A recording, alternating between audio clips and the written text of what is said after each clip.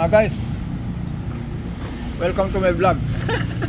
Ayan mga guys, pag-usapan natin saglit to. Yan, kung gagawa po kayo ng valve cover gasket po ng ng Ranger na 2.2, yan, kalasin nyo po yung yung kabitan po ng wiper kasi po nakaharang po yung injector number 4. Kaya yung mga guys, ito ang gagawin natin dito. Ito, pinalatan natin po ng ng valve cover gasket dahil may tagas, malutong na po siya. Tapos itong injector, ito kasi injector nakapasok dito po siya, apat po niyan, bawat isa po niyan meron pong oil seal. Ngayon po, kung itong oil seal na po malutong na po siya, kakaroon ng tagas dito sa valve cover. Kaya yan ang ginawa natin dito. Tapos ito po, kung napansin nyo po, yung injector po nagkakaroon ng carbon dito. Kaya lang ito, nalinis ko na ito.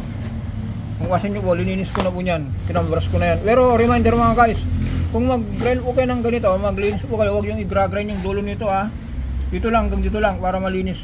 Yun na po nangyari yan, mayantayin na lang natin yan kung under na to. Pinalitan natin dito, valve cover gasket, injector, oil seal, at saka valve cover bolt oil seal, kasi ito po yung nakagitna, ito po yun.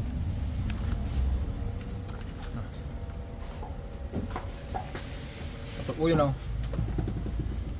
yan, tornilyo na yan. Ito yung mga lagay ng injector. Yung tornilyo nito sir, yung lock nyan, ayan, okay. Antayin na lang natin ito, mamaya under na to.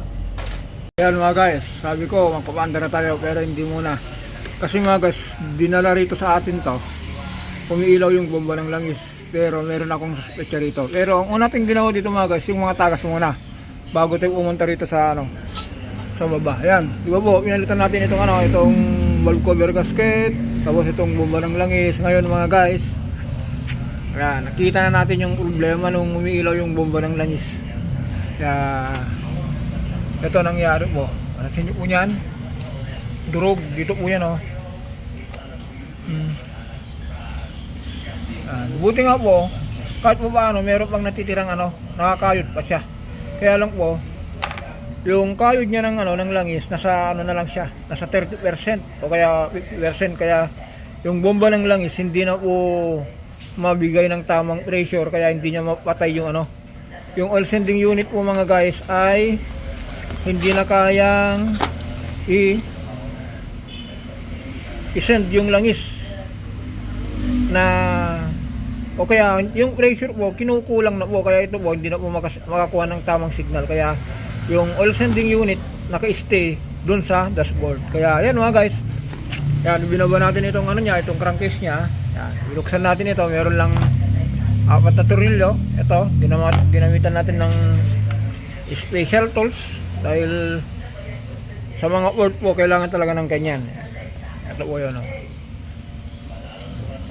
yan lang mga guys, or reminder lang po ito abangan nyo po sa sunod na upload natin to. Under na po ito. Sabi ko nga kanina, mamaya under na yan, pero sabi ko sa mga kasama ko, hindi, ganito gagawin natin. Troubleshoot tayo rito. Salpak nyo muna yung yung ginawa namin mga guys. Kasi ang concern ng may-ari yung tagas, pangalawa yung bomba ng langis. Sabi niya, Kuya Jess, ano kayang problema nito? Palitan mo kaya yung bomba ng oil sending unit. Sabi ko, sige sir, palitan natin, kasi yung tinakbo niya po medyo maano na rin, ito po yun, matagal na rin. Tapos sabi niya kasi parang natuyuan ng langis. Tapos nung nilagyan ko ng langis, tumahimik yung makina, pero andun pa rin yung bomba ng langis. Kaya sabi niya, pero ang ko dyan yung mga tagas. Kaya ang ginawa natin mga guys, nagpalit tayo ng mga valve cover gasket, yung injector tawag dito, injector oil seal, tapos injector washer. Ito po mga to.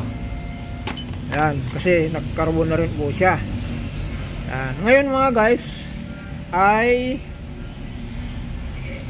sabi ko nung nasalpak na yung sabi ko, sige subukan natin i-start para i-check natin kung kung umiilaw pa yung bomba ng langis, kasi bago na yung yung sinalpak natin. Ngayon nung sabi niya, kuya umiilaw pa, yan ang ginawa ko, sige patayin nyo at puntan natin yung crankcase. Tanggalin nyo yung crankcase, para i-check natin yung bomba ng langis. Ngayon mga guys, kanina pagkalas ng ano, kasi ganito po yan eh. Ano, yung isang kasama natin nandun nagpapahinga. Pinakalas ko ito. Nung nakalas na po niya, nakita ko yung ano, yung ibra niya, yung cartridge niya, durog. Kaya sabi niya, kuya, bakit parang may mga natanggal dito na bakal? Kaya sabi ko sa kanya, hindi, marami ka bang ano rito, matutunan. Kaya yan, mami, dumating ka na eksakto, tawagan mo si Sir Manny kung meron siyang oras, pupuntahin mo rito para makita niya yung ano. Bakit? Ganito tulad yung ginawa natin na taga-Kogyo dati. Kaya umiilaw yung bomba ng langis niya, durog yung ano. Kulit kami ng bomba ng langis. Kaya tumawag ka na doon sa supplier ng ano, ng board, yung original. Tanong mo kung magkano ganito. Picturean mo na rin, padala mo kay ano, kay John Manuel, yung supplier natin ng board. Yan mga guys, eksakto dumating si Mrs. dahil umalis kanina. Pero yung dalawang item dumating na? May kabit na. Hindi, dalawang item. Ano yung ano niya sa'yo? Kasi ano, ito, tatlong items to. Oo nga pala. Kaya ito na lang susunod natin, bukas na lang siguro to. Pero kung merong may habol niya nga ron, maaga tayo bukas, kaya alas 4 na eh. Yan ang kailangan mo? Ito ang kailangan ng buo, kasi itong nangyari oh. Ayun mga guys, ulitin ko. Pagkismisan natin to. Mga ilang minuto lang, ulitin ko po yung may mga board ranger, kung umiilaw-ilaw po yung bomba ng langis nyo, aware na po kayo. Baka mamaya po kung Anong tawag dyan? tinamaan, oil pump. Oil pump. Oil pump mismo. Tapos, yan. Kasi po, ito po, sabi nga nila, walang ano, walang forever. Ito po kasi kung pansin nyo po, malalim na yung tama niya. Kita nyo po, yan o. Lahat po may tama. May kanal na po siya, kaya ang nangyari po dyan, dito po kasi yan. Nung kumalang na po dito, hindi na makabalik, maka-return yan. Sa lakas ng makina po, dinurog niya.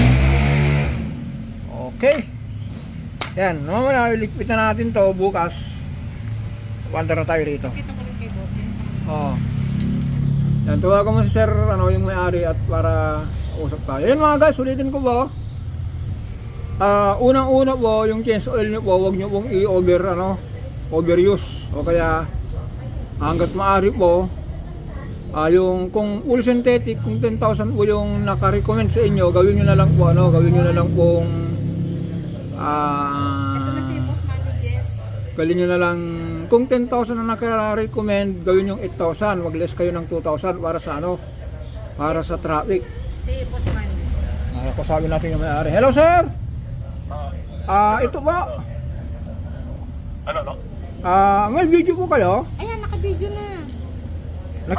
Nakita niyo sa sir, binaba natin yung crankcase nyo dahil itong ano nyo po, itong bomba ng langis nyo po, o yung oil pump, nasira yung laman loob.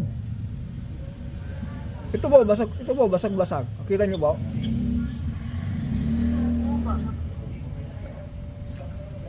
Kaya kung ano sir, kung may time po kayo, pwede kayo umikot dito, tignan nyo. Oo. Ang kaso wala naman yung sasakyan sa anak ko. Ano yun? Yung pinaka-panan ma'am? Yung pinaka-bomba nyo mismo sir, ito. Kasi ito po yung mga ano nyo, mga fibra niya, mga basag-basag. Galing po dito sa, yan.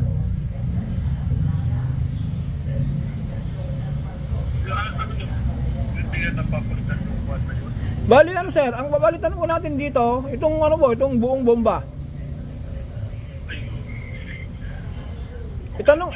Itanong lang muna natin sir, supplier natin para kung magkano, para pa-text ko lang kay Mrs. Hindi ako basta may magkakaalis na yun. Okay sige sir, di bali po. I-text ko muna doon sa supplier natin kung magkano po abutin. Okay, sige po. Ayan mga guys, nakausap natin yung may-ari para may paliwanag natin kasi itong nangyari sa kanya, ano? Oo. Ayan mga guys, abangan nyo sa sunod na kabanata. Bye bye.